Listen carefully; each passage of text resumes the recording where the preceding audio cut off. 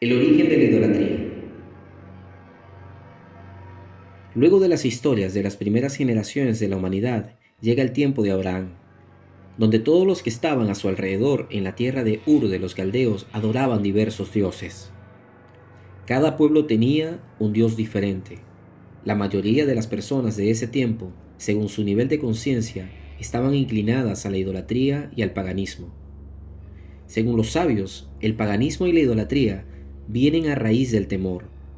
¿El temor a qué?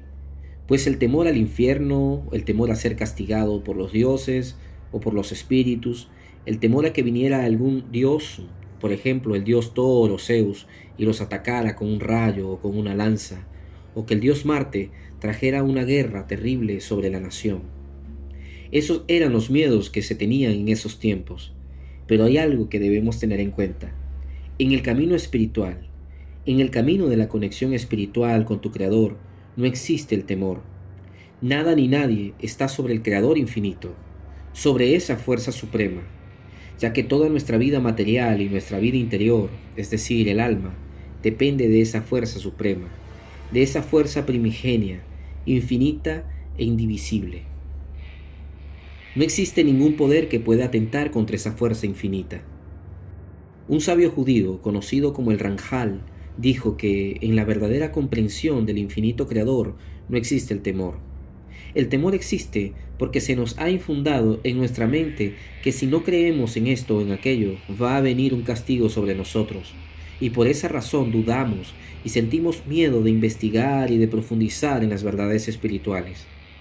En esas civilizaciones antiguas sabían que existía un Dios creador e infinito, una fuerza suprema que estaba más allá de todo, pero conocían también sobre la existencia de entes creados antes que los Benei Adam, digamos dioses inferiores, como por ejemplo los llamados vigilantes de los cielos, tal como les llamó Enoch, y ellos comenzaron a adorar simplemente a estos seres superiores y abandonaron la adoración al Creador infinito.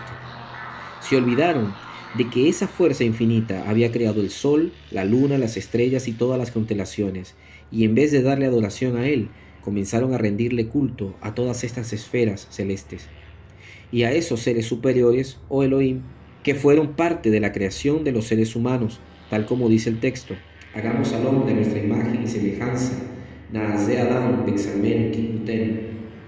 Y al pasar el tiempo perdieron totalmente la comprensión de la existencia de un Dios supremo e infinito, que está más allá de todo. Y todo esto sucedió antes de los tiempos de Abraham, tal como relata el Rambam, Rabbi Moshe ben Maimón, en su Mishneh Torah, en el tratado sobre la idolatría o los orígenes de la idolatría. Pero con la llegada de Abraham comenzó una nueva etapa para la humanidad, porque él volvió su corazón al corazón de su padre Adán, al corazón de su padre Enoch y al corazón de su padre Noah. Según la historia que encontramos en el Midrash sobre Abraham, sin que nadie le enseñara, sino por intuición, él comprendió que existía una fuerza infinita, ya que en Ur de los Caldeos todos adoraban a multitud de dioses. Pero Abraham volvió de regreso a esa fuerza infinita por su análisis personal. Se dijo a sí mismo: sobre todos esos planetas, sobre todos esos seres superiores, debe existir una fuerza suprema, una fuerza superior a todos ellos, una fuerza donde no existe la dualidad. Detrás de todas las estrellas existe un creador infinito. Encontramos otra historia en los Midrashim, donde Abraham toma un martillo y destruye a todos los ídolos de su padre Terah. Porque su padre, según el relato del Midrash, era un artesano que confeccionaba ídolos. Y Abraham solamente dejó en pie al ídolo más grande. Y cuando su padre llegó, sorprendido, le dice: ¿qué hiciste, Abraham? Y Abraham le contestó: yo no hice nada. Fue el Dios grande que tomó el martillo y destruyó a todos los dioses pequeños. Y el padre le respondió: él no puede hacer eso. Y Abraham le dijo: Padre, si él no puede hacer eso, entonces ¿por qué lo adoras y crees en él? Allí encontramos otras historias también donde dice que Abraham fue llevado ante el rey a causa de sus nuevas creencias. En este personaje encontramos el segundo nivel de elevación de conciencia, de los que hemos hablado anteriormente, el nivel del mundo de Yetzirah. El primer nivel, el más bajo, es el relacionado con el mundo de Asia, el mundo de la acción, el mundo de la mentira, donde la idolatría y el paganismo reinan. En el mundo de Asia el ocultamiento es muy fuerte, no hay conciencia de la unicidad, solamente se percibe la dualidad. Por eso todas las religiones dicen: Sí, existe un Dios, pero ese Dios tiene socios. Tiene padre, tiene madre, tiene hijos. y también dicen: Dios creó el mundo y se olvidó de él, y dejó a cargo del mundo a otros dioses e intermediarios que nos pueden acercar a él. Porque es un Dios muy lejano, es un Dios impersonal. de este pensamiento nace la idolatría, de ese pensamiento de que Dios abandonó al mundo, y por esa razón, por temor, deben aferrarse a otras cosas que sí puedan ver. En este mundo más bajo hay grandes niveles de ocultamiento, es decir, aquí es difícil percibir que existe un solo Dios, un Dios personal, un Dios supremo, pero que es una paradoja a la vez, que es infinito y trascendente, pero a la vez puede relacionarse con nosotros los seres humanos. Este Dios es trascendente porque está más allá de todas las cosas, más allá de nuestra comprensión, pero a la vez es inmanente porque lo puede llenar todo. Llena cada aspecto de la creación.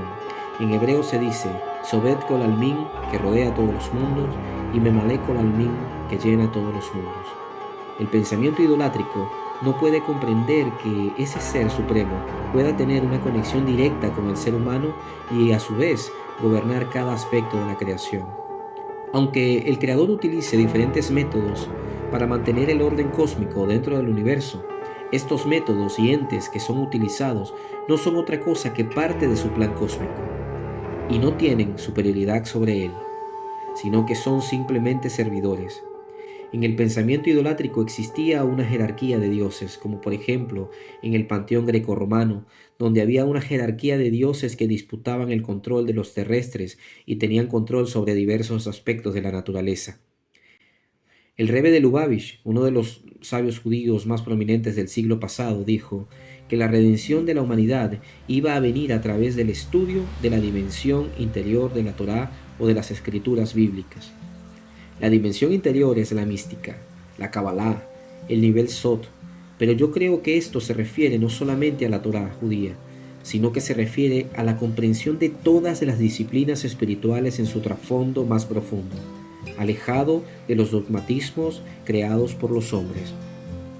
Esta nueva visión es la que va a traer la redención o la libertad interior de la humanidad, y esto es posible en estos momentos, porque esta generación ya está preparada para comprender aspectos más profundos de las ciencias, de la psicología y de la espiritualidad.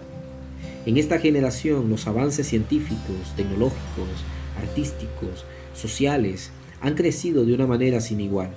Vivimos una etapa donde la humanidad, a pesar de tanta hambre en algunos lugares del mundo, de guerras por recursos y de diferentes conflictos promulgados por líderes psicópatas, una parte de la humanidad sigue buscando el camino de la elevación espiritual.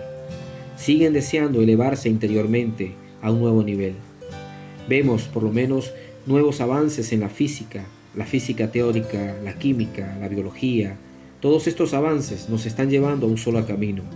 Aunque la ciencia trate de negarlo, nos llevan a la comprensión del uno, de la unicidad, porque a la final todos los números nos llevan al uno.